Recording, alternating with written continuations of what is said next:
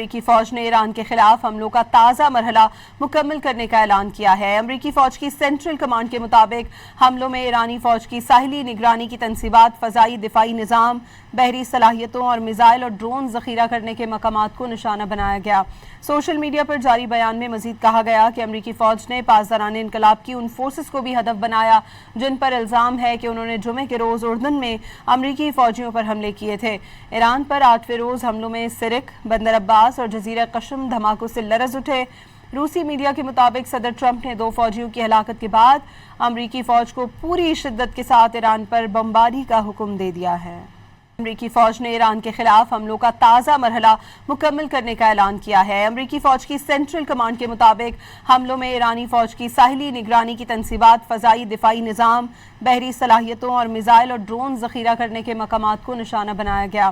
Social media پر جاری بیان میں مزید کہا گیا کہ امریکی فوج نے پاسداران انقلاب کی ان فورسز کو بھی ہدف بنایا جن پر الزام ہے کہ انہوں نے جمعے کے روز اردن میں امریکی فوجیوں پر حملے کیے تھے۔ ایران پر 8ویں روز حملوں میں سرک، بندر عباس اور جزیرہ قشم دھماکوں سے لرز اٹھے۔